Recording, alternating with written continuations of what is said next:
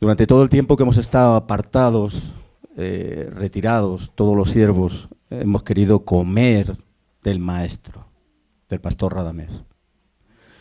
Pero yo soy muy avaricioso. Y yo he comido del pastor y de los pastores. Yo no he venido aquí la verdad es que no venía a ministrar, yo venía a ser ministrado. Y doy gracias a Dios por ello, porque yo sé el esfuerzo que han hecho los siervos. Cuando yo he estado en España y he recibido los siervos, es un esfuerzo, pero Dios me lo compensa. Siento que algunos estén mirando y digan, qué tío más serio. Pues sí. Hubo un siervo que me recibió al principio y me dijo, siervo, gracias que te conozco, porque la primera impresión que me di fue que te iba a hablar a partir de ahora por WhatsApp. Le dio la impresión de... Me ha gustado durante todo el momento pasar desapercibido, como algunos sabéis. No me gusta. Es muy difícil para mí estar aquí, porque tengo que traer la administración, pero también mi despedida. Los que no habéis tenido el gran privilegio de estar conmigo, os lo habéis perdido. Yo no sabía por qué el Señor me traía, no aquí a Colombia, sino a esta casa. Y el Señor me mostró en mi corazón un versículo: soportaos los unos a los otros. Hermanos, los que habéis estado conmigo habéis sido probados y aprobados. Os lo digo de todo corazón. Entonces, para mí ha sido, no sé, el otro día estaba hablando con un policía y me decía, ¿usted a qué ha venido? Digo, primera pregunta. Digo, mire, yo soy ministro. Ah, usted ha venido a turismo religioso. La primera vez en mi vida que he oído esa palabra, turismo religioso. Y yo le dije, no, yo he venido a ver a mi familia. Y se me quedó con esta carita de español, ver a la familia. Pues sí, yo he venido a ver a mi familia. ¿Está aquí? ¿Amén? Yo no quiero que veáis un español. Bueno, Dios me puso allí en España, tiene que haber de todo. Entonces me puso allí. Igual que a vosotros puso aquí. ¿Amén? Bueno, pues yo no quiero que veáis un español. Yo no veo aquí colombianos. Yo aquí veo siervos de Dios. Cuando vemos colombianos, españoles, ecuatorianos, estamos haciendo divisiones y ya hay algo ahí. Olvídate de eso. Cuando estemos delante de la presencia del Señor en espíritu, ¿tú crees que va a haber esas tonterías? No, va a haber espíritus. Yo le dije al pastor que me pusiera aquí en la banqueta, no me la ha puesto, si no me veis, me oís. ¿Amén? ¿O no? Bueno, ahora me voy a esconder aquí detrás ya, pero estoy. Le dije a un hermano que no sé por dónde está, que es así, y le dije, ponte en la puerta que no salga nadie. Ah, que estás ahí. Mira, se puso en la puerta. Bien, como hace mi nieto. Bien. Bueno, vamos allá. Hay una cosa que se me olvida. Mirad, he aprendido por mala experiencia que cuando alguien es... Por cierto, Dios me dio también una prima hermana, que está por ahí sentada. Es prima por apellido y hermana en la fe. Entonces, quiero deciros algo. Normalmente cuando alguien viene de visita... Hola. Cuando alguien viene de visita y luego se va, decimos, aquí tienes tu casa. Y por dentro está diciendo, que no vuelva. Hacemos esa oración de decir, Señor, llévatelo y si no te lo mando, haz lo que quieras. Yo espero que no... Prima, no te rías. Es Alex. Alex es mi prima. Entonces, yo quiero que llevéis esto en el corazón. Cuando yo de verdad, y eso lo saben los siervos, cuando yo digo de verdad, ven a mi casa, yo no te digo ven a España. Te digo, bueno, ven a España porque tienes que venir, si no, no vienes a mi casa. Pero no me seas como una sierva que me dijo, si tú me vienes a buscar al aeropuerto, ¿cómo sé dónde está tu casa? No quiero mirar a nadie. Entonces, de verdad, de corazón, yo os digo, yo os invito a mi casa, no a España, a mi casa. El Señor me va a dar el privilegio de que Ellen va a venir a España, va a venir a mi casa. Y para mí es una hija. Va a ser tratada como una hija. Y el que venga va a ser tratado igual. Así que os lo digo de todo corazón, no vengáis a España, venid a mi casa. ¿Amén? Pastor. Pastor. De uno en uno. De uno en uno. Por favor. Bueno, ahora me voy a esconder. Ahora ya me pongo serio. Amén. Durante toda la semana pasada, aquí ha habido siervos que han estado predicando. Yo me considero el más pequeño de los pequeños. Y decía, Señor, esta casa, ¿qué puedo yo darle? ¿Qué puedes tú dar a través de mí? Son siervos todos. Tenéis el privilegio de ser. Y decía, ¿qué le puedo dar a esta casa? Mi Dios, ¿qué le puedes tú, mejor dicho, dar a través de mí?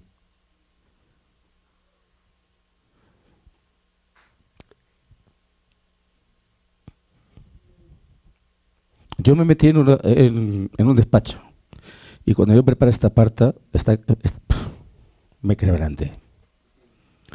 Esta palabra no es para vosotros primero, es para mí. Dios la puso para mí.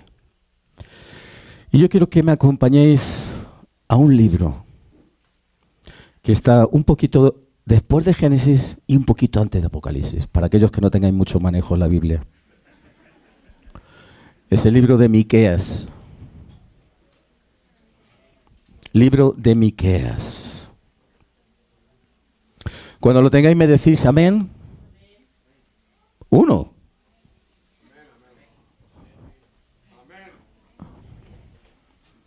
Mira, en España, ahora me voy a poner aquí. En España la Biblia sirve para dos cosas.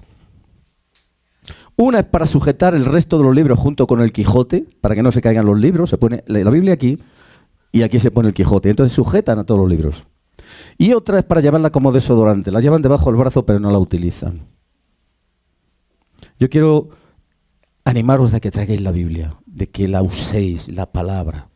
Yo le invito a todos, a la congregación en que Dios me ha puesto a pastorear. Yo os lo digo a todos. ¿Sabes cómo nos conocían antes? La gente del libro.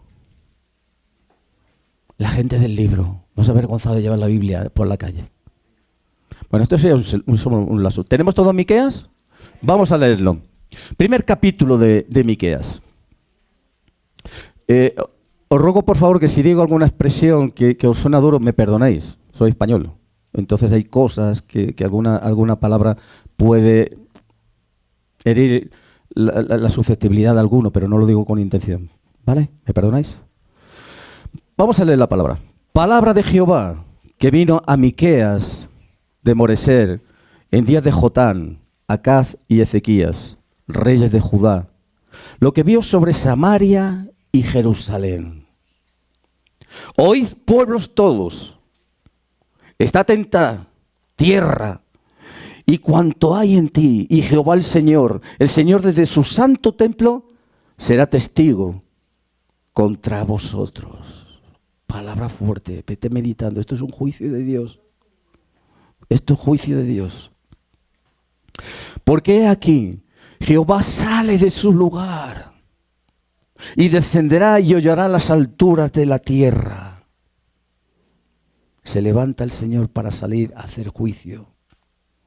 Y se derretirán los montes debajo de él, y los valles se hendirán como la cera delante del fuego, como las aguas que corren por un precipicio.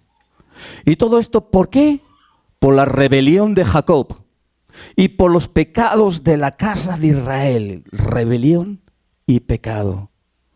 ¿Cuál es la rebelión de Jacob? ¿No es Samaria? ¿Cuáles son los lugares altos de Judá? ¿No es Jerusalén? Haré pues de Samaria montones de ruina y tierra para plantar viñas, y derramaré sus piedras por el valle y descubriré sus cimientos. Y todas sus estatuas serán despedazadas, y todos sus dones serán quemados en fuego, y asolaré todos sus ídolos, porque de dones de ramera los juntó, y a dones de ramera volverán. Por eso lamentaré y aullaré, y andaré despojado y desnudo. Haré aullido como de chacales y lamento como de avestruces. porque su llaga es dolorosa. Y llegó hasta Judá. Llegó hasta la puerta de mi pueblo, hasta Jerusalén. No lo digáis en Gat, no lloréis mucho. Revuélcate en el polvo de Bet-Leafra. Pásate, oh morador de Safir, desnudo y con vergüenza. El morador de Zanán no sale. El llanto de Beteset os quitará su apoyo. Porque los moradores de Marot anhelaron ansiosamente el bien, pues de parte de Jehová el mal habrá descendido hasta la puerta de Jerusalén. Uncid el carro, bestias veloces. Oh morador de Laquis, que fuisteis principio de pecado a la hija de Sión. Escucha eso. Porque en vosotros hallaron las rebeliones de Israel. Por tanto, vosotros daréis dones a Moreset Gar. Las casas de Acab serán para engaño a los reyes de Israel. Aún os traeré nuevo poseedor, oh moradores de Mareba. La flor de Israel huirá hasta Dulam. Ráete y trasquílate por los hijos de tus delicias. Hazme calvo como el águila, porque en cautiverio se fueron de ti. Madre mía. Mira, yo cuando leí esta palabra digo, Señor, pero esto no es para la casa, porque la casa no está en juicio. Esto no va por la casa de aquí, de Sion. ¿Por qué me das esta palabra, Dios? Y yo sentí en mi corazón que cada nombre que haya escrito aquí tiene un significado. Tiene una figura. Y me dijo, yo te voy a explicar lo que es eso.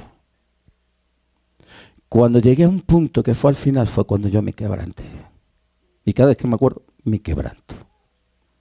Lo he leído tantas veces y no lo entendía. Y Dios me lo reveló. Y yo espero que sea revelación para vosotros. Todo lo que hemos leído hasta ahora, nos hemos dado cuenta de que Dios está enojado. Está enojado con su pueblo y trae un juicio sobre Samaria. Pero si te das cuenta, y no has caído en ello, te lo voy a decir, hay 12 nombres de ciudades. 12 nombres de ciudades. Cada nombre es un tipo, es una figura espiritual para cada uno de nosotros. Pero el número 12 también es gobierno de Dios. Si te das cuenta, el juicio vino porque el gobierno de Dios se había perdido sobre Samaria. Qué tremendo. Observa esto. Por la rebeldía de un rey. El rey es la cabeza de un pueblo, en el que vemos que él implanta la idolatría, él trae la impiedad, pero él trae algo que es lo que más me llama la atención, la falta de temor a Dios. Cuando no hay temor a Dios, viene juicio de Dios. Pero ¿sabes? Lo que yo he aprendido aquí es que, aunque Dios trae juicio, también trae misericordia. Y lo vamos a ver. Vamos a ir viendo significado de nombres para ver cuál es el propósito de Dios en cada uno de esos nombres para aplicarlo en nuestra vida. El primer nombre que me llama la atención es el nombre por el que Dios hace juicio. Samaria. Samaria es un nombre que espiritualmente tiene un gran peso. Samaria es un tipo de la iglesia. Mira, Samaria viene de la palabra Shamar. ¿Sabes lo que significa? Guardián. Ia es una contracción del nombre Yahweh. Está diciendo que Samaria es guardián de Dios, guardián de Yahweh. Iglesia, somos guardianes de Dios. Nosotros guardamos la palabra. Nosotros guardamos su voluntad. Nosotros guardamos todo lo que es Dios.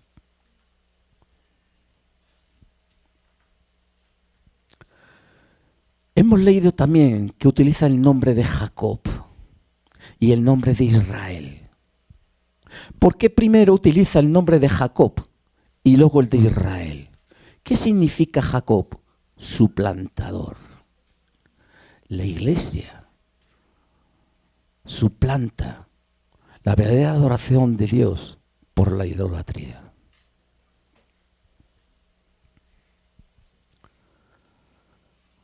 Observamos que aquí habla de una religión que es prostituta porque tiene dioses falsos. Lo representa con imágenes. Y eso es lo que hace que Samaria deje de ser guardián de Dios. Iglesia, ¿qué tenemos nosotros en nuestros corazones que idolatramos y nos hace perder lo que Dios nos ha dado de ser guardianes de la palabra? Guardianes de la santidad de Dios. ¿Qué guardamos en nuestro corazón? En nuestro corazón cada uno individualmente. Que lo ponemos idolatra y nos quita lo que es la verdadera adoración de Dios. El rey que se rebeló a Samaria fue Acab. Un hombre impío. Es el hombre que se casó con Jezabel. Pero centrémonos solamente en Acab. Él pervirtió la adoración. Para mí esta Acab es, y cuando hablo, no hablo de esta casa, hablo de la iglesia en general. ¿Cuántos Acabs hay que dirigen casas espirituales y están pervirtiendo la verdadera doctrina del Evangelio del Reino? ¿Cuántos? Pervierten la adoración, pervierten la palabra y lo único que hay es un fruto, injusticia con el prójimo. ¿Por qué vemos que es uno de los frutos? La injusticia. En el versículo 2 de aquí de Nehemías observamos que Dios pone como testigos a todos los pueblos, es decir, a todas las naciones de la tierra. Y también como Dios desde su santo trono, Él se levanta enojado para aplicar el juicio sobre la iglesia. Repito, iglesia en general, no esta casa. Hoy en día, como decía el pastor, el siervo Juan Radamés, decía, hay una iglesia dentro de la iglesia.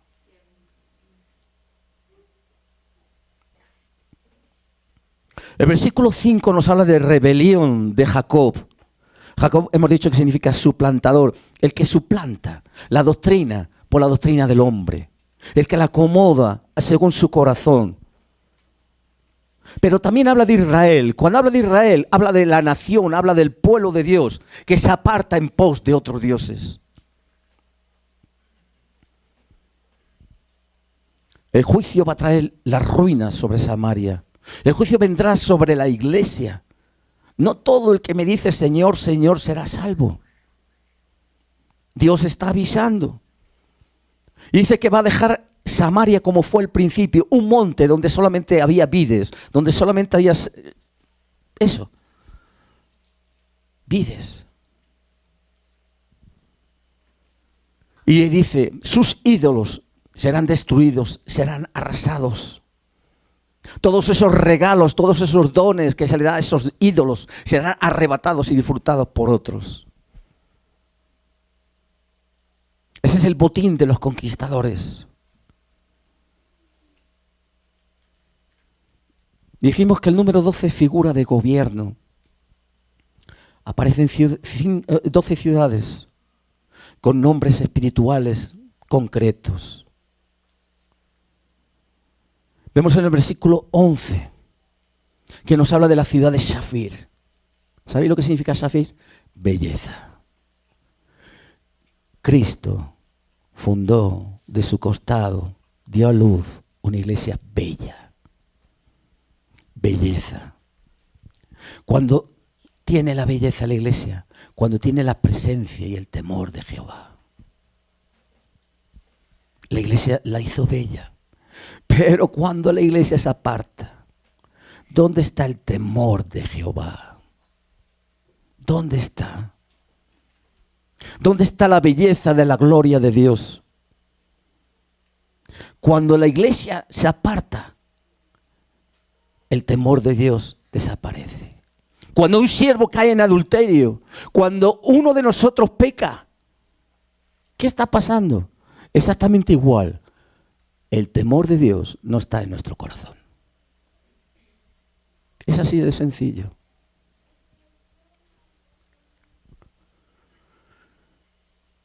Y Dios ahora viene y dice, ahora este juicio que yo voy a poner sobre Samaria son los pasos que te voy a dar a ti para que vuelvas a mí.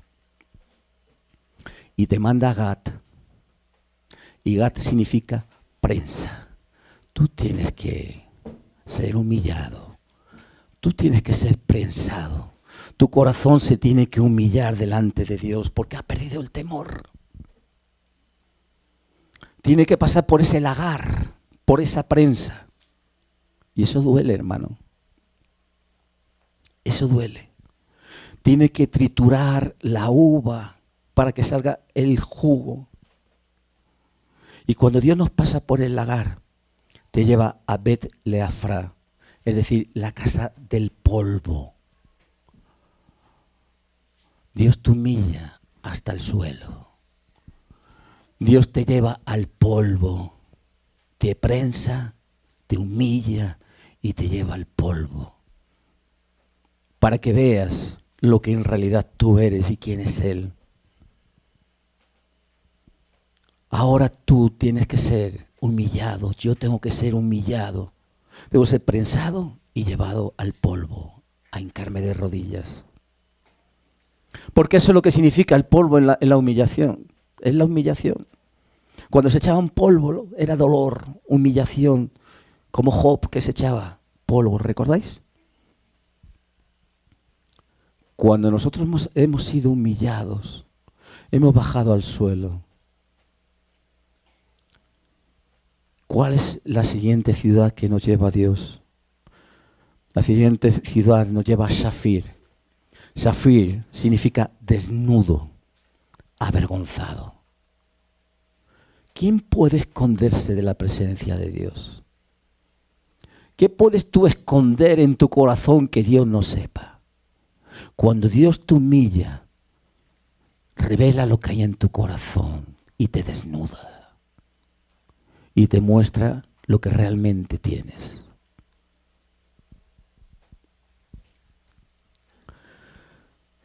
Dios te dice, mira, tú has salido de Zanán, que significa redil. Te rebelaste y saliste de mi redil. Dejaste de mirarme a mí como el buen pastor. Y tú tienes que volver otra vez a Zanán. Tienes que volver otra vez al redil. Porque nos apartamos del rebaño. Cuando nosotros nos apartamos del rebaño, lo que hacemos es nuestra propia voluntad. Mira, una de las características del reino, decimos santificado sea tu nombre, porque en el nombre revela todo lo que es el carácter de Dios, todo lo que es la santidad de Dios, todo lo que es los atributos de Dios. Y a continuación dice, hágase tu voluntad. Pero cuando yo me salgo del redil, no hago su voluntad, hago la mía.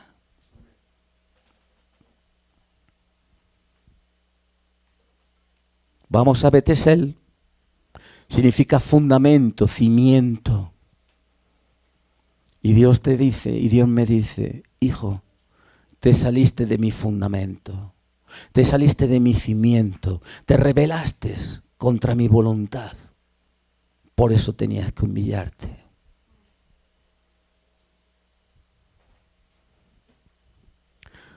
Ahora te dice, te voy a llevar a Marot. Porque Marot significa amargura de espíritu. Te quebranta. Quebranta tu espíritu. Porque solamente el espíritu contrito y humillado es el que escucha a Dios. Por eso tienes que pasar y tengo yo que pasar por ese proceso.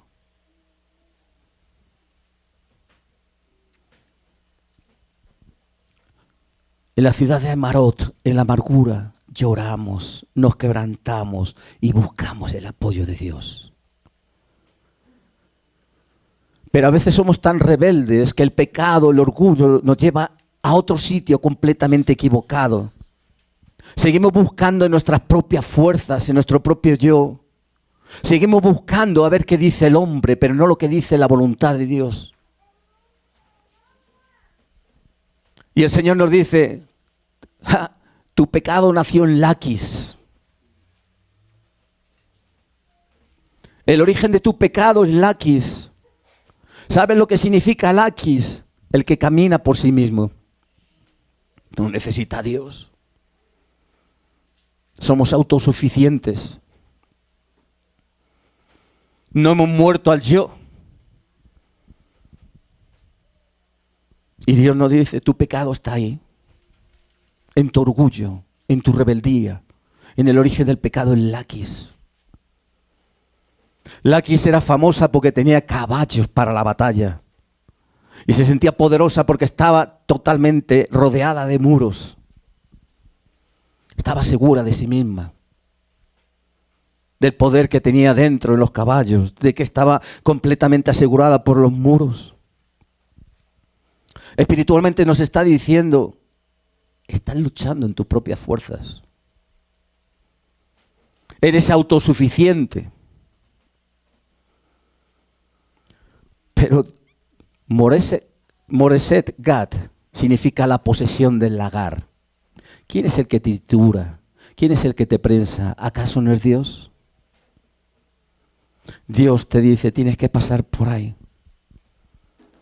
Tienes que pasar por el lagar, porque yo soy juez. ¿Acaso Jesús no fue llevado al lagar? ¿No fue llevado a Getsemaní y fue prensado allí como el aceite? O sea, como la aceituna, para sacar el aceite. Y Dios quiere que pasemos por ahí, por la prensa. Él es el que posee la prensa. Tenemos que reconocer en nuestro corazón que hemos dejado llevar el andar por el Espíritu para caminar con el Espíritu de Jacob, el Espíritu de suplantador. Hemos suplantado nuestro yo por Él. Y te dice Dios, ¿acaso tu espíritu no está en Akzib? ¿Acaso tu espíritu no está en el engaño, que es lo que significa? ¿No está en la mentira? ¿No estás siendo engañado? ¿No te estás engañando tú mismo? Akzib.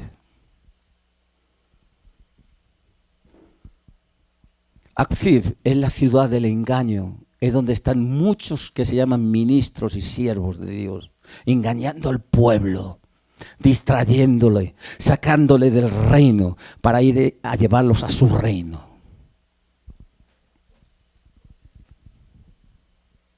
Pero Dios te dice, yo te voy a sacar de ahí y te voy a llevar a Maresa, porque vas a ver que donde esos que se dicen ministros te están llevando, Maresa significa otra herencia, te van a llevar y te van a prometer herencias que no son las mías.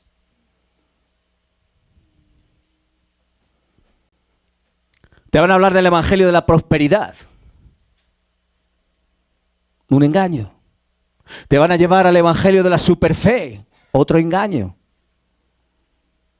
Te van a llevar al evangelio del reino que te piden primero tu plata. Antes de venirme, yo aquí en España, estábamos mi esposa y yo viendo una televisión. Y lo primero que decían del reino es que tú tienes que depositar tu ofrenda con la cartera. Eso es Maresa. Es la ciudad del engaño, donde ministros engañan al pueblo, viven del pueblo y empobrecen al pueblo. Tanto en doctrina como en plata.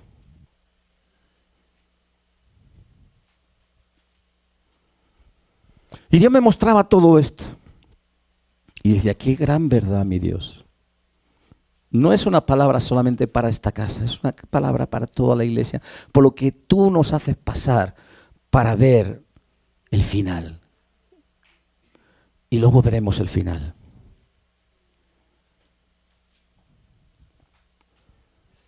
Vamos a ver que desde el principio hemos dicho que lo que se pierde es el temor de Dios. Cuando un ministro peca, cuando tú pecas, cuando yo peco, ¿qué es lo primero que...? No pasa nada. Hemos pecado, no pasa nada. Señor, perdona. Y otros no dicen ni perdón. Pero en realidad es que no tenemos temor de Dios.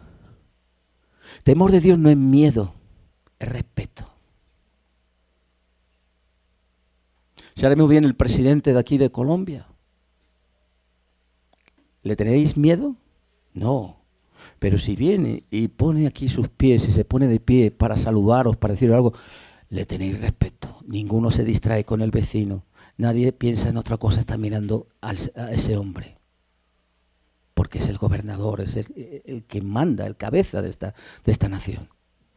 Temor de Dios es eso, es ese respeto a quién es Dios, a su santidad, a su autoridad, a su soberanía. Cuando perdemos ese respeto, nosotros dejamos de adorar.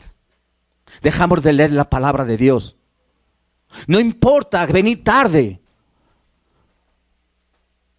Cuando tú eres invitado a un restaurante, llegas a mitad de la comida, donde están sirviendo el segundo plato, llegas al postre, o vienes al primer plato y disfrutas del segundo y disfrutas del postre. ¿Por qué nosotros no queremos ministrar así al Rey? No lo digo por esta casa, lo digo por todas. Venimos tarde, si quiero no vengo, no me apetece hoy, estoy mejor en la cama. ¿Dónde está el temor de Dios?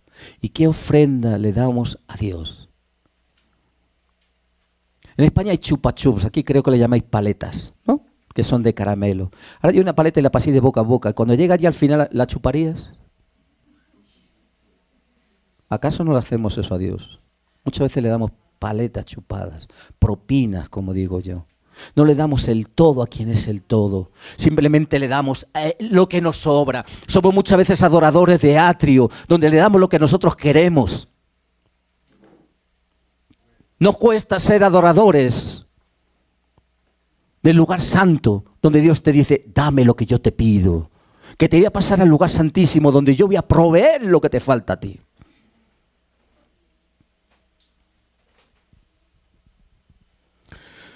Os pido que me acompañéis a 1 de Pedro, capítulo 1, versículo 17. ¿Cómo decimos a Dios? Padre. ¿Amén? ¿Nadie le llama Padre? Ah, amén. 1 de Pedro, mira, dice, si invocáis por Padre a aquel que sin acepción de persona juzga según la obra de cada uno individualmente, conducíos en temor todo el tiempo de vuestra peregrinación. ¿Cómo te tienes que conducir mientras que tú estás en la vida peregrinando? Con temor, con respeto, con reverencia a Dios. Y esto es algo que mira lo que dice ahí. Dice la obra de cada uno individualmente. Dios no te va a juzgar porque el de al lado no tenga temor. Te va a decir a ti, tú tienes que temor. Tú tienes que tener temor.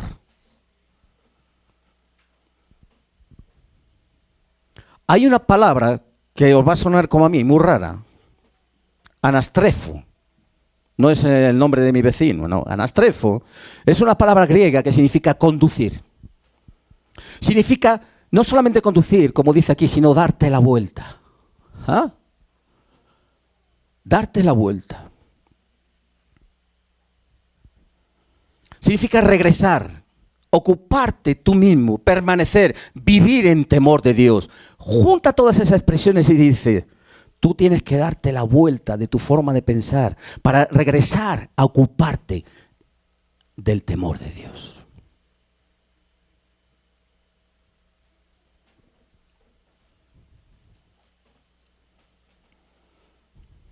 Hay una cosa que me llama la atención. La Iglesia Católica, sabéis que tiene imágenes. Y yo hace poco, antes de venir, había una estatuita así.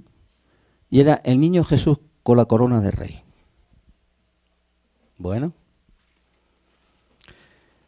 Mira, ahí no hay ninguna tontería. Te están mandando una imagen Quédate con eso. Yo he oído a evangélicos, cristianos evangélicos, que tienen esa imagen espiritualmente y dicen, papito Dios, Diosito. Yo lo respeto, pero te digo una cosa, en tu corazón estás poniendo, sin darte cuenta, un Dios que perdona todo. Un Dios que consiente todo. Papito, te mima, te consiente todo. Diosito. No es Diosito, es el gran yo soy. Es el Dios todopoderoso, es el Rey de Reyes. Y no es papito, es Padre. Lo hemos leído antes. Está mal, me dirá, pastor, yo es que le digo, mira, si tú lo haces con temor, sabiendo quién es en realidad, no hay ningún problema. Pero que sepas que en tu subconsciente, sin querer, está diciendo, me lo consiente todo, papito.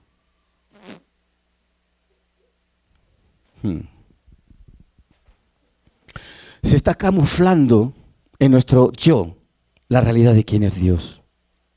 Nos separa eso inconscientemente del verdadero carácter de Dios. Es el Dios bonachón. Tú no ves los católicos, muchos de los dibujos, que te ponen ese Dios de barbita blanca. Papito.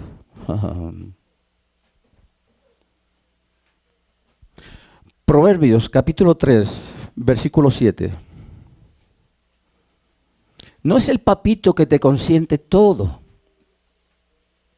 No te estoy juzgando si le llamas papito, sino que entiendas el contexto que te estoy diciendo. Vamos al capítulo 3 de Proverbios, versículo 7. Dice, no seas sabio en tu propia opinión. ¿Qué dice? Teme a Jehová y apártate del mal. No sea porque le llames papito, tú sigas en el mal, porque te lo consiente todo. Mira lo que dice, teme a Jehová. Respeta a Jehová. Reconoce quién es Jehová, el santo, santo, santo. Y te dice, apártate del mal. Proverbios 16:6.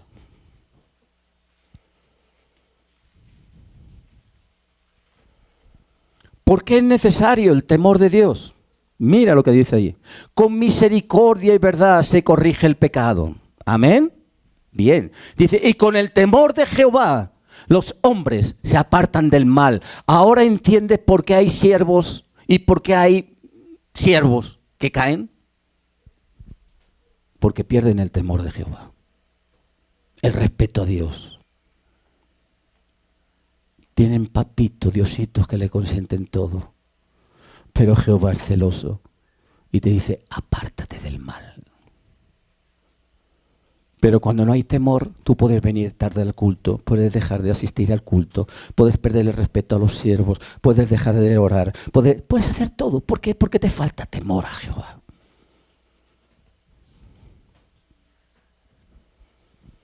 Hacernos una imagen del Dios papito, del niño rey, puede conducirte a apartarte verdaderamente de quién es realmente Dios. ¿Cuántas veces has oído de un púlpito? Dios es amor. ¿Amén? Dios es misericordioso. ¿Amén? Pero ¿cuántas veces hablamos de un Dios severo?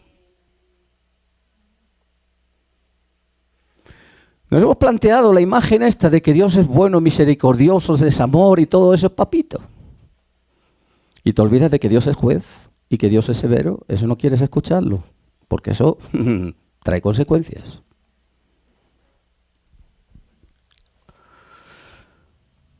Por eso hay muchas congregaciones que solamente quieren oír que le regalen los oídos. Cosas suaves. Ahora se está empezando a decir cosas que ya no se habla de pecado. Se habla simplemente que cometes un fallo, una equivocación. Mira, tú no atentas contra la santidad de Dios porque equivocarte. Tú atentas cuando pecas. Y la Biblia habla de pecado, no de fallos. Se está haciendo eso. Que la iglesia no oiga lo que es la palabra pecado, porque eso cuece. Y los siervos están hablando lo que la congregación quiere.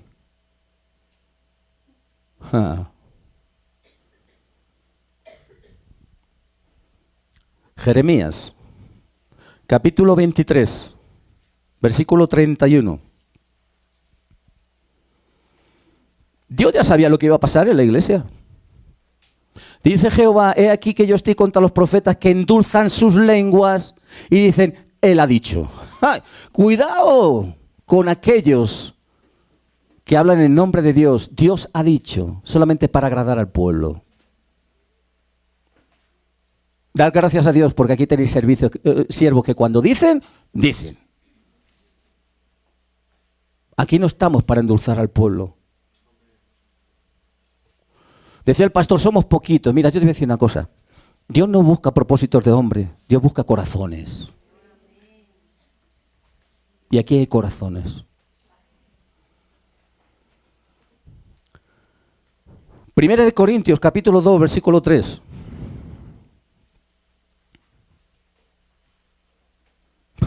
Mira cómo habla Pablo. Estuve entre vosotros con debilidad y mucho temor y temblor. Por eso si oís música aquí en el púlpito, no hay música, son mis rodillas. Porque yo tengo temor de Dios. Y tiemblo cuando estoy aquí.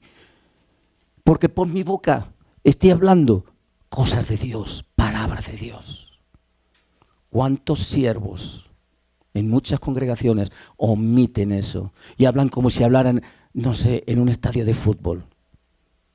Tienen esa confianza, yo no la tengo. ¿Qué estaba haciendo Pablo ahí en esos momentos? Estaba predicando la palabra. ¿Y cómo predicaba la palabra? ¿Cómo lo hacía? Con temor y con temblor. ¡Ay de aquel siervo que predique sin temor y sin temblor!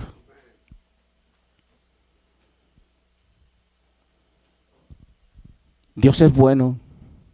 Dios es misericordioso. Y mira lo que dice ese Dios misericordioso. Mateo, capítulo 10, versículo 28. Mateo 10, 28. Y no temáis a los que matan el cuerpo, mas el alma no pueden matar. Temed más bien a aquel que puede destruir el alma y el cuerpo en el infierno. ¿Qué dice? Temer a aquel.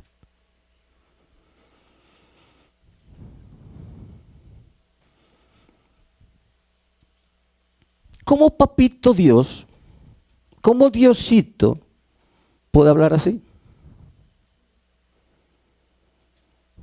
¿Te has parado a pensarlo? ¿Cómo puede, como dice, destruir el alma? ¿El alma se puede destruir? Bueno, espera, te voy a explicar algo porque algunas veces los testigos de Jehová distorsionan esto. Apolumi es una palabra griega, significa pérdida del bienestar, destrucción. Se está refiriendo a ese bienestar que nosotros tenemos cuando estamos en comunión de Dios. La muerte segunda, ¿qué es? La separación de Dios.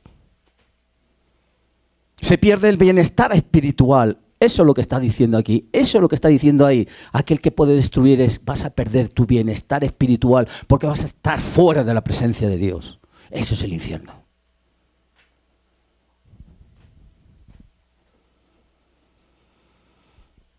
Oye bien esto.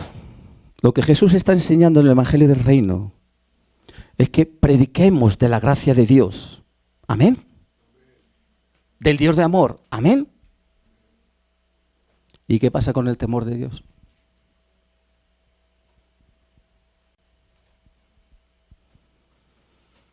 Deuteronomio, capítulo 10, versículo 20. A Jehová tu Dios, ¿qué dice? Temerás. A Él solo servirás, a Él le seguirás y por su nombre jurarás. Quédate con lo primero. A Dios, a Jehová, tienes que temerle. Servirle solamente a Él. Y seguirle solamente a Él, no al hombre. ¿Te das cuenta de lo que significa esto? Hablamos del amor, hablamos de la misericordia, de papito, de Diosito y del respeto a Dios. ¿Habéis entrado alguna vez a una iglesia católica? Supongo que sí. Supongo que serán como en España. Entras allí y no se oye una mosca. A su forma ellos tienen temor. Ellos tienen temor. Yo he estado en congregaciones donde eso es un gallinero. Desorden total. Hablando con el compañero. Los niños corriendo. Levantándose porque tienen que ir al baño. O porque me he acordado de y están con el móvil, con el, ¿cómo le llamáis vosotros? Con el celular. ¿Eso es temor de Dios?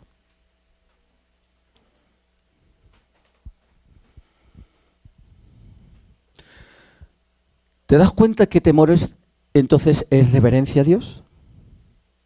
¿Y que eso es una parte de la gracia de Dios? ¿Tienes dudas? Vamos a verlo. Primera de Pedro 2:17.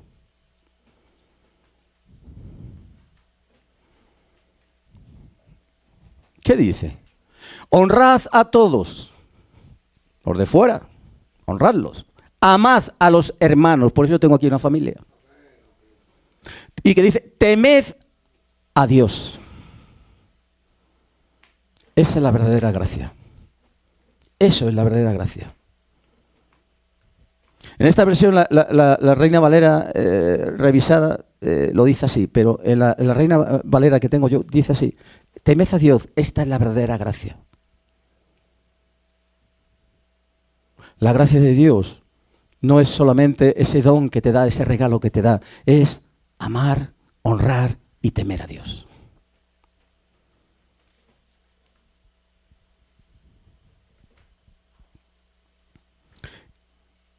En ningún momento la Biblia dice que tengamos a Dios como Diosito, abuelito, papito, que nos consiente todos los caprichos y por eso le llamamos así. Y se lo enseñamos a los niños, Diosito, mira papito y tal. Y a un niño, bueno, le puedo entender, pero para nosotros ya somos maduros. Y tenemos que entender que aunque digamos Diosito y papito, tenemos que honrarle, tenemos que temerle, tenemos que obedecerle, tenemos que hacer su voluntad. Que Dios es justo, que Dios es juez, pero es severo contra el pecado, contra la rebeldía.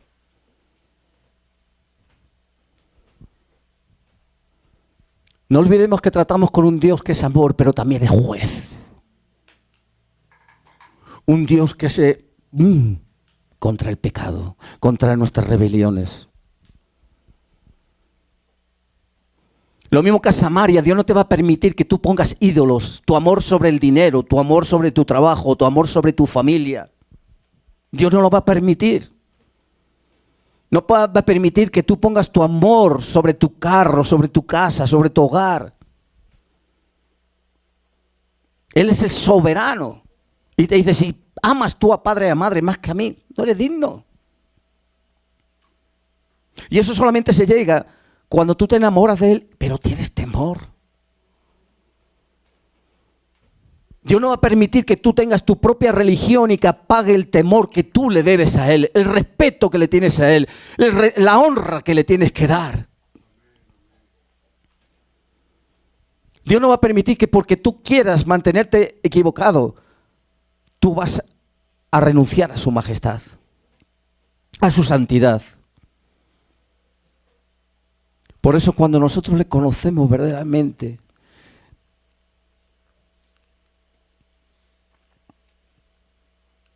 cuando tú tienes temor, tú vienes tarde, no lees la palabra, no oras. Cuando tú no le honras, cuando tú no le adoras, viene la prensa. Dios tiene que prensarte.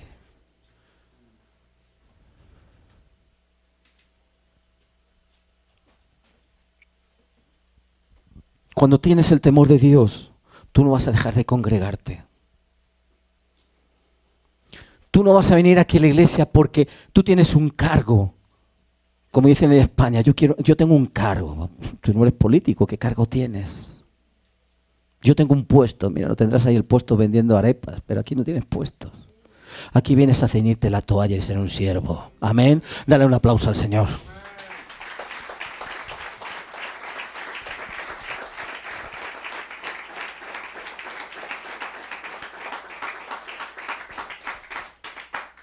Lo que Dios busca en todo esto que te estoy diciendo es santidad.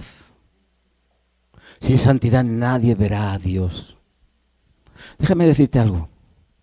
El temor no es formalismo, no son cosas que todos los días haces y ya lo haces por forma, no. Temor a Dios Y cuando Dios está constantemente en tu mente, en tu corazón, tan fuerte, tan poderoso, tan santo, que no te atreves a separarte de tu presencia.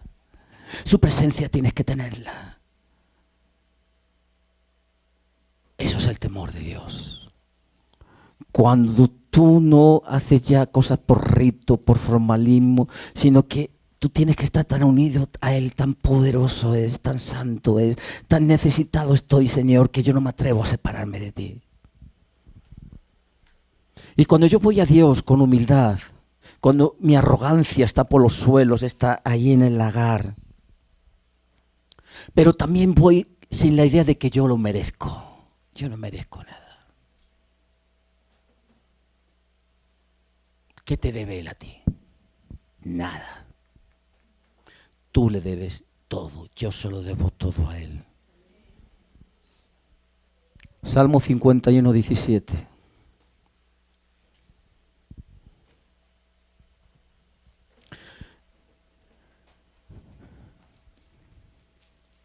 Casa de Sión, escucha bien esto. ¿Qué quiere el Señor de ti?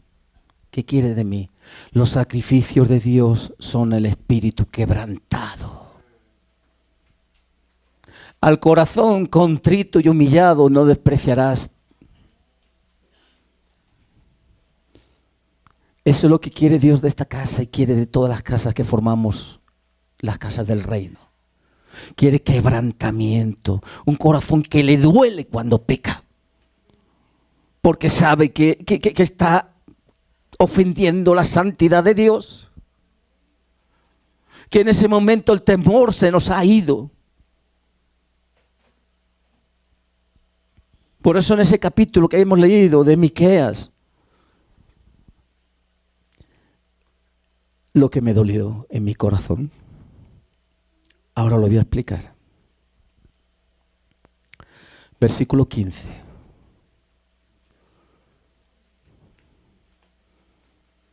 Voy a hacer primero un preámbulo, luego daré el final. Voy a dar primero algo, dos que faltan. Aún os traeré nuevo poseedor, oh moradores de Maresa. La flor de Israel huirá hasta Adulam. Santo Dios, yo cuando dije Adulam, ¿Adulam qué es? Ay, Señor. Cuando tú pasas por este proceso, lo que Dios quiere es que tú vayas a la cueva de Adulam. Y yo decía, Señor, ¿la cueva de Adulam qué? ¿Pero qué tiene que ver la cueva de Adulam con todo esto? Aquí está escrito. ¿A quién lo lleva allí a la cueva de Adulam? Primera de Samuel, capítulo 22, versículo 1 y 2. Primera de Samuel, capítulo 22, versículo 1 y 2. Yéndose luego David allí, huyó a la cueva de Adulam. Y cuando sus hermanos y toda la casa de su padre lo supieron, vinieron allí a él. Siguiente versículo. Y se juntaron con él todos los afligidos, todo el que estaba endeudado, todo el que se hallaba en amargura de espíritu, y fue hecho jefe de ellos y tuvo consigo como 400 hombres. La cueva de Adulam es el corazón de Dios.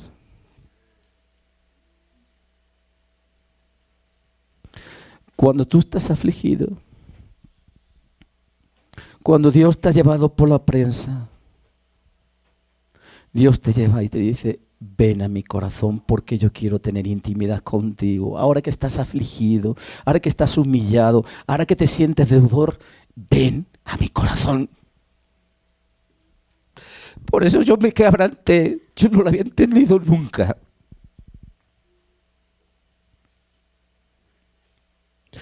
Muchos preguntan por qué paso por pruebas, por qué Dios me permite esto, porque Dios te quiere prensar, porque quiere llevarte otra vez a la intimidad, te quiere llevar a la cueva, al interior. Dios quiere que tengas de nuevo comunión, intimidad con Él.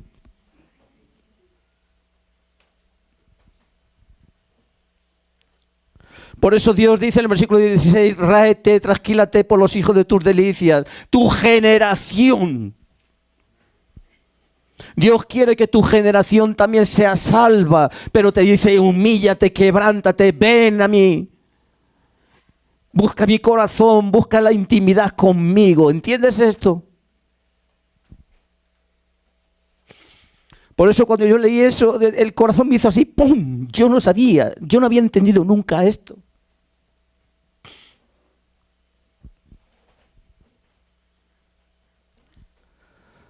Así es el corazón de Dios. Primero te prueba y después te aprueba. Al que ama, disciplina.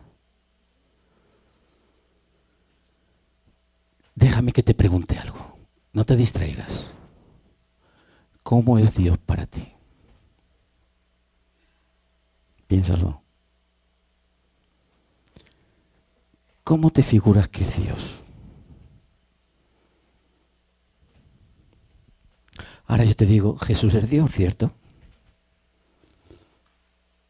Yo hablaba alguna vez con ecuatorianos y decían, ¿cómo es Jesús? Alto, con ojos azules y rubio. Escúchame, piensa. No me mires ahora a mí. Piensa esta pregunta. Cierra los ojos si quieres. Una imagen de Jesús. ¿Cómo es Jesús para ti? ¿Cómo te lo figuras? Alto, bajo, gordito. ¿Ya? Bien, despierta, como dice. Despierta, casa. ¿Ya te lo has figurado? Te voy a hablar de un hombre que conocía muy bien a Jesús, que tenía intimidad con Jesús, Juan. Muchas veces digo, Señor, si yo tuviera el privilegio como Juan de poner mi cabeza sobre tu pecho y ver bum, bum, bum, bum, el latido de tu corazón. Yo hubiera tenido el privilegio de ser como Juan, que desde jovencito lo atrajo a él. Vivió toda su vida al lado de Jesús, comió con Jesús, durmió con Jesús, estuvo en su muerte y fue llevado a la isla de Patmos. Aquí viene la respuesta de esa imagen que os habéis hecho. Ahora yo pregunto, ya me conocéis, ¿no? Si yo ahora estuviera entre una multitud y dijeran, ¿dónde está el pastor Pablo? Diría, ese, aunque no se le ve, pero aquel. ¿A qué me reconoceríais? ¿Cierto? Bien. ¿Juan reconocería a Jesús entre multitudes? Amén. Vamos a ver si el Jesús que cada uno se ha hecho en su corazón es el Jesús que ahora ve Juan. Hemos dicho que comió, durmió, estuvo a su lado, puso su cabeza en su pecho. Vamos a ir al libro de Apocalipsis, capítulo 1, versículo 17. Está hablando el mismo Juan. Escucha y atiende. El mismo Juan que había estado con Jesús con su cabeza en el pecho, durmiendo, comiendo, acompañándole, dice, cuando le vi, caí como muerto a sus pies y él puso su diestra sobre mí diciéndome, no temas, yo soy el primero y el último. Ese Jesús, ¿ese es el que habías pensado? No, yo tampoco. ¿Qué vio Juan en ese Jesús que le había estado acompañando toda la vida y ahora dice, caí como muerto delante de sus pies? ¿Ese es el Jesús que tú tienes en tu corazón? Ese Jesús cuando tú dices, Yeshua, Jesús, y te hincas de rodillas, no dice que en el nombre de Jesús todas las rodillas se doblarán. Lo haces tú cuando dices, Jesús, te doblas. Santo. ¿Te das cuenta? El Juan que desde joven había acompañado a Jesús, ahora ve a Jesús resucitado y cae como muerto. ¿Qué vio Juan en ese nuevo Jesús? Porque ese nuevo Jesús es el que tenemos nosotros. Por eso, mientras que nosotros no tengamos el temor de Dios, no conocemos cómo es el verdadero Jesús que te hace caer como muerto. ¿Vas atendiendo, iglesia? ¿A que no te lo figurabas así? Cuando nosotros conocemos a Jesús, el temor de Jesús es tan fuerte que no es miedo, es el respeto, la reverencia que te hace ¡pum!, caer como muerto, se te doblan las rodillas sin fuerza, porque estás viendo la majestad del Rey de Reyes, la santidad del Santo de los Santos, Y eso es lo que te hace temer. Iglesia, ¿entiendes ahora lo que es el temor? ¿Lo entiendes ahora? Por eso cuando Dios dice que busca adoradores en espíritu y en verdad, yo veo aquí una casa de adoradores en espíritu y en verdad, pero también Dios quiere que seamos todos nosotros adoradores con temor. Que cuando estemos delante de Jesús nos postremos, porque el temor, nada más que al nombre de Yeshua, me hace doblar mis rodillas. Es como si ya me muriera en este momento. No tengo fuerza, me caigo delante de su presencia. Eso es lo que tenemos que conseguir, iglesia. Todos, y yo primero. Jesús, ¡pum! Señor, te adoro, mi Dios. Con reverencia.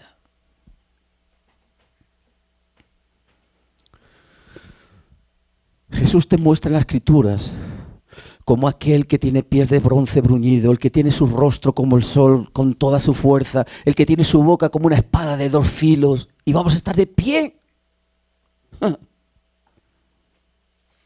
Por eso lo que le faltó a Acab y lo que le falta a muchos ministros es el temor. Y no le hace postrarse. Hacemos como Faraón, ¿quién es Jehová?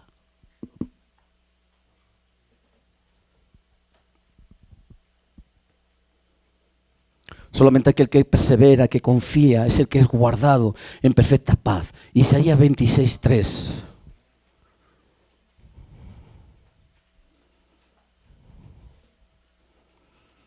Isaías 26:3. Atiende lo que dice aquí. Tú, el Señor, guardarás en completa paz aquel cuyo pensamiento, ¿os acordáis? Que lo que dije antes, que nuestro pensamiento, el temor tiene que estar en nuestro pensamiento constantemente. Pero no solamente dice perseverar, se mantiene firme, persevera, se mantiene firme y dice, ¿por qué? Yo he confiado en Dios. Mi confianza está en Dios, mi Salvador. Amén. Dale un aplauso al Señor. Se lo merece.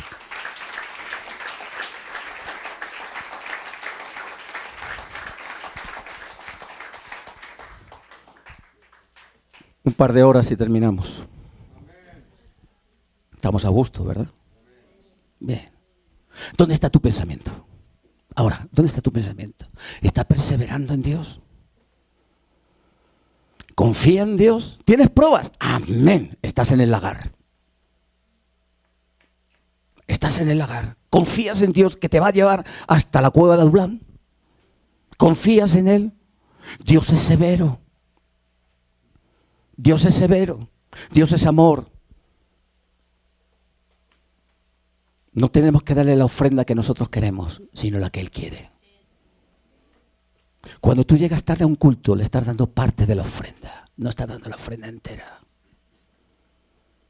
Ofrenda es sacrificio, es perseverar, es darle todo. Cuando tú te metes la mano en el bolsillo, Dios no es Dios de propinas. ¿Qué tienes tú que Él no te haya dado? Suya es todo el oro y la plata, ¿no? Entonces, ¿tú qué le estás regalando a Él? Levítico 10:1.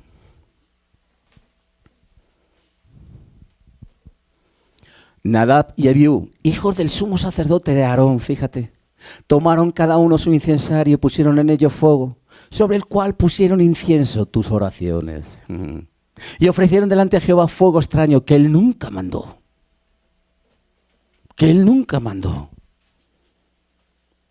Mira, aquí hay 2 religiosos.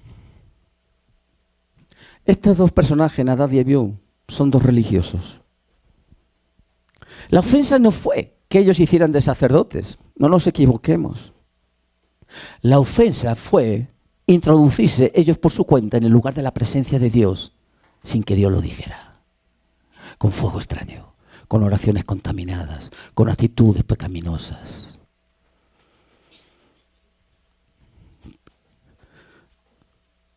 Toda ofrenda a Dios debe ser quemada con el fuego de Dios, con la aprobación de Dios. Y estos 2 personajes, Nadab y Abiú, son los primeros que habla la Escritura, que nos dice que esos hombres no tuvieron temor de Dios. Presentaron una ofrenda que Dios no les mandó. No tenían temor de Dios. Por eso aquí tenemos al Dios severo.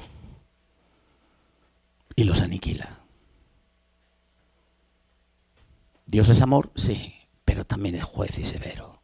No podemos jugar con su santidad. ¿Tenemos que predicar el amor de Dios? Sí. ¿Pero tenemos que predicar también el evangelio del reino? Sí. Pero no dejes de hablar de la severidad de Dios. La paga del pecado es muerte. Déjame terminar con una enseñanza. Génesis 16, 13. Génesis 16, 13. 13. Entonces llamó el nombre de Jehová, que con ella hablaba, tú eres Dios que ve. Vamos hasta ahí. Tú eres Dios que ve. El que ve. ¿Qué ve? Tu corazón. Dios pesa los corazones, es decir, los confronta. Él es el Dios que ve.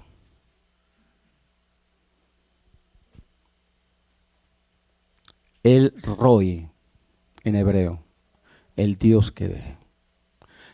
¿Por qué pretendemos muchas veces, cuando estamos y sabemos que estamos pecando contra Dios, tratar de ocultar el pecado? Tratar de escondernos. ¡Qué necios somos!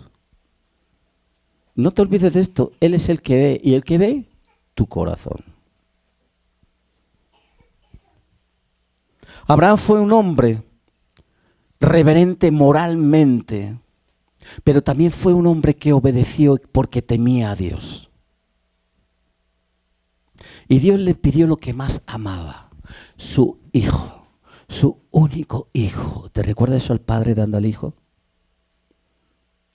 Ahora te voy a preguntar, ¿qué ocultas a Dios? ¿O qué tratas de ocultar a Dios que no le has entregado todavía en tu vida? ¿Qué es lo que te hace que tú no le des todo a Dios y por eso no te consagra del todo ni te comprometes del todo? Tú no te estás comprometiendo con los siervos, tú no te comprometes con los ministros, te estás comprometiendo con el Dios Santo. ¿Entiendes esto? Eso es temor de Dios. ¿Qué le rehusas tú a Dios? Abraham obedeció dando lo que más amaba. ¿Qué es lo que tú más amas que todavía no se lo has dado? Deuteronomio 10:12. Deuteronomio 10:12. La iglesia es un tipo, Israel es un tipo de iglesia, ¿amén? Cambia el nombre. Ahora pues iglesia, ahora pues Sión.